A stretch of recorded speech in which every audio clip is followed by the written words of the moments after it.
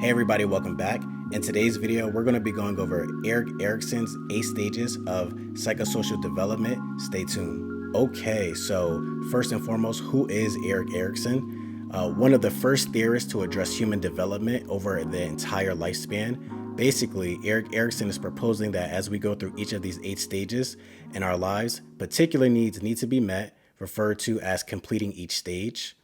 During each of the 8 stages, the person experiences a psychosocial crisis, which could have a positive or a negative outcome for personality development.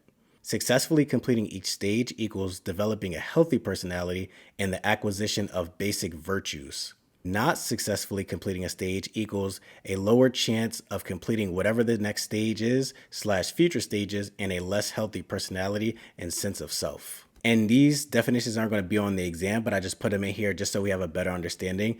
A virtue is a behavior showing high moral standards. Virtue is moral excellence. A virtue is a trait or quality that is deemed to be morally good and thus is valued as a foundation of principle and good moral being. In other words, it is a behavior that shows high moral standards, doing what is right and avoiding what is wrong. We use these basic virtues to form a healthy personality and a sense of self. The opposite of virtue is vice. And honestly, I didn't even know that. A vice is immoral or wicked behavior, criminal activities involving prostitution, pornography, or drugs, an immoral or wicked personality characteristic. Look at it like a game. At each stage, you'll encounter a challenge. If you overcome that challenge, you'll obtain a new special ability. That special ability can help you in the next stage and future stages. In terms of Erik Erikson's 8 stages, the new ability you obtain is a virtue. So keep in mind, with Erik Erikson's 8 stages of psychosocial development, as we go through each stage, we need to overcome the challenge that's there so we can obtain the virtue, which in essence makes us a healthier overall person. Because if we don't, we'll still continue to progress, but we'll have those negative, unhelpful traits that kind of go on to the next stage. And I further explain it here of if you don't overcome the challenge of that stage, you'll still have to progress in the game going through life. It will just be harder / more challenging because you won't have those extra abilities to help you as you progress through the game of life. Side note, exam aside, if you didn't successfully complete one of these stages growing up, you can still complete these stages in adulthood by acknowledging any personality / character flaws you may have and taking actionable steps to address them, such as going to therapy. So I just put that in there for us, whether, we believe in Erik Erikson's theory or not. Growing up, we don't always grow up in the best upbringing, the best environment. And the best thing we could do for ourselves is kind of look at ourselves and do that healthy reflection to see if, hey, there are some things that we can work on and address. So back to the exam. Okay, so the first stage number 1 is trust versus mistrust. This happens from birth through 1.5 years old, and the virtue we can obtain is hope. Requirements for successful completion of the psychosocial crisis. The infant needs to receive consistent, predictable, and reliable care from their primary caregiver. This will allow the infant to develop a sense of trust, which will help them in other relationships in life, and they will be able to feel secure even when threatened. Failure to complete psychosocial crisis requirement, a sense of fear develops, which results in mistrust and or suspicion of others and anxiety. The outcome of completion, the virtue of hope, developing trust, successful completion, will allow the infant to experience hope. When faced with life challenges, that person will be able to experience hope in those moments that other people will be there to help and support them through whatever the life challenge may be. So, and this is just kind of like a mini one before we get into the practice questions. On the exam, if the question is detailing issues in adulthood that pertains to mistrust and asks you something along the lines of, at what age did the person most likely experience issues in? Trust versus mistrust would most likely be the correct answer based on the information we know about how our personality can turn out if that psychosocial crisis requirement is not met. So again, if the question is asking something along the lines of, Erik Erikson's 8 stages of psychosocial development, and it's talking about trust versus mistrust, you might want to lead more towards here because That's stage number one, is where we would get that trust from, so we can develop that hope and have those type of healthy relationships. Going on to stage two, autonomy versus shame. This is 1.5 years through 3 years old, and the virtue we develop is will. And I put the definition here for autonomy for those that may not know what autonomy is off the top of their head. The right or condition of self-government. So think about your independence, right? You want autonomy. Requirement for successful completion of the psychosocial crisis. The child is focused on their independence of discovering and wanting to do things on their own, such as walking, running away from mommy, making choices about what clothes they want to wear or what toy they want to play with, etc. And the autonomy needs to be encouraged and supported by their parents. Failure to complete the psychosocial crisis requirement, a sense of feeling inadequate in their ability to survive develops and may become overly dependent upon others, lack self-esteem, and feel a sense of shame or doubt in their abilities. And the outcome of completion, which is the virtue of will, children become more confident and secure in their own ability to survive in the world. Hence, they are willing to take the leap of faith into the world with much less worry/fear. Now looking at stage number three, initiative versus guilt. This happens from 3 to 6 years old, and the virtue we develop if we successfully complete it is purpose. Requirement for successful completion of the psychosocial crisis. Children explore their interpersonal skills primarily through playing with other children at this stage. Interpersonal skills, again, I just put this here for those that may not understand it or know it off the top of their head. These are the behaviors and tactics persons uses to interact with others effectively. Interpersonal skills range from communication and listening to attitude and deportment. Deportment being someone's behaviors, their manners. They also use their imaginations, create games, instruct others on how to play, so the leadership, and learn to accept instruction from others, following. Through this process, children learn limits around what they can control in the natural world and the difference between reality and imagination. Also, children learn what behaviors they initiate that get positive results and negative results. Failure to complete the psychosocial crisis requirement, a sense of guilt develops. While developing guilt is important, too much guilt impacts their initiative and independence. A child experiencing guilt or harsh punishment from their parents related to initiating action may be reluctant to initiate actions or taking the initiative, need to be in control, or struggle with magical thinking in the future. At the same time, children who experience no consequences, letting the child do whatever they want without appropriate structure for the actions, may struggle in their interpersonal relationships, setting limits for themselves, and magical thinking. And I put the definition for magical thinking down here again for us of occurs when one expects problems to go away or things to happen without taking action to impact the outcome. Another form of magical thinking may be to assume we know better even if we are not qualified in this area.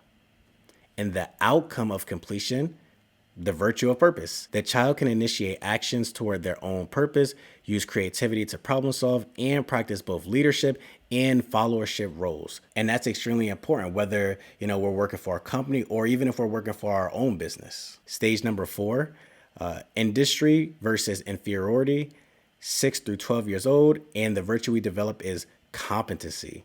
So the requirement for successful completion of the psychosocial crisis. If children are encouraged and reinforced for their initiative, they begin to feel industrious, so competent, and feel confident in their ability to achieve goals. A child's peer group will gain greater significance and will become a major source of that child's self-esteem. The child now feels the need to win approval by demonstrating specific competencies that are valued by society and begin to develop a sense of pride in their accomplishments. Children are focused on achievement, winning, and social status. Children who can achieve goals and recognition experience confidence and competency. Failure to complete the psychosocial crisis requirement. If the initiative is not encouraged by their parents or teachers, then the child begins to feel inferior, doubting their own abilities, and therefore may not reach their potential.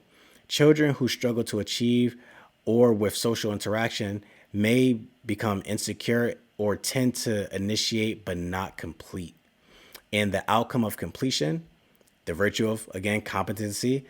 Competency becomes a big part of confidence as we develop in life. And when we think about it, right, we tend to be more confident in things that we know, right? When we know something, whether it's we know ourselves or how to perform a particular skill, we tend to respond differently versus if we were kind of on the fence about it or just simply unsure. And this brings us to stage number 5, identity versus role confusion. This is from 12 to 18. Let me add this right here. 18 years old, we get fidelity, requirement for successful completion of the psychosocial crisis.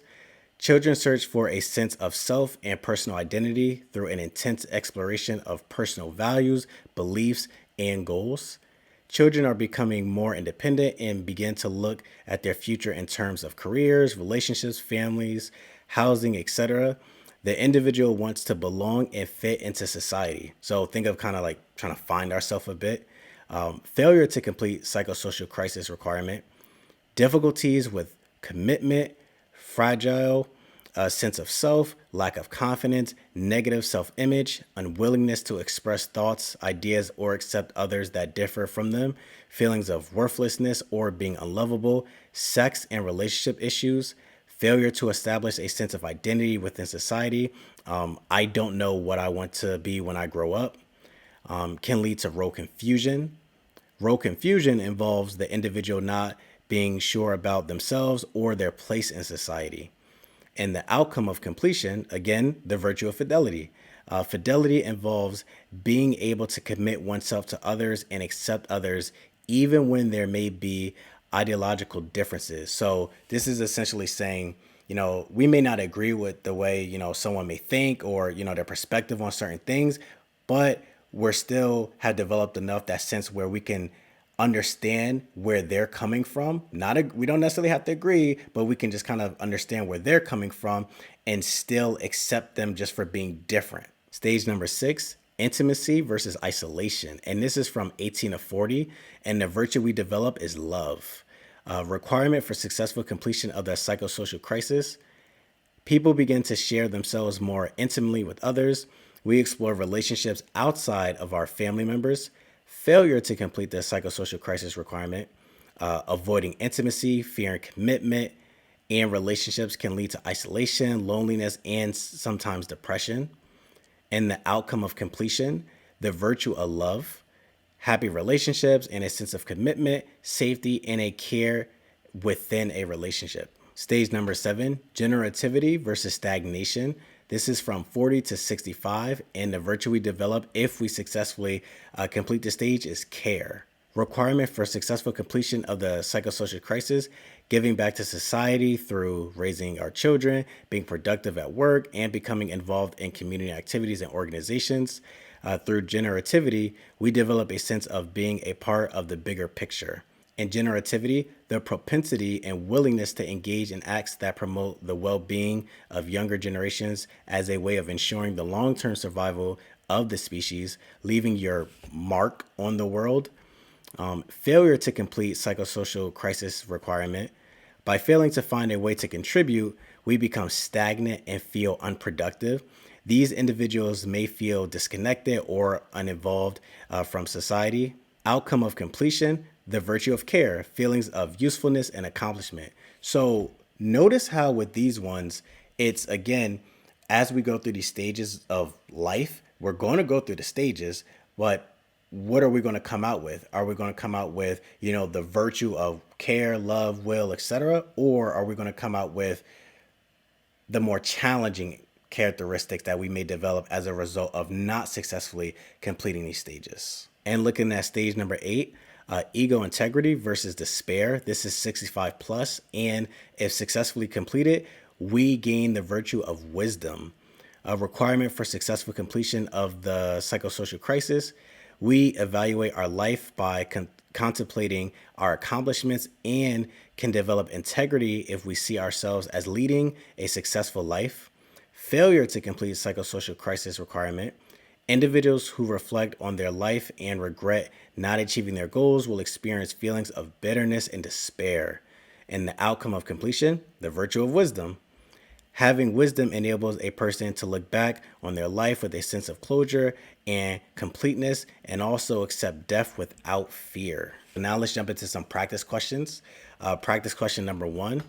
A social worker has been meeting with a 30-year-old woman due to her fear of commitment. According to Erik Erikson's Psychosocial stages of development, what stage of development did the woman most likely experience issues in? A, intimacy versus isolation. B, initiative versus guilt. C, trust versus mistrust. Or D, autonomy versus shame. Pause the video, think about it, pick your answer, unpause, and we'll go from there.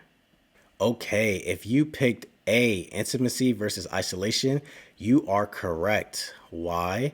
Because remember, this occurs between the ages of 18 and 40, and the virtue we want to obtain is love.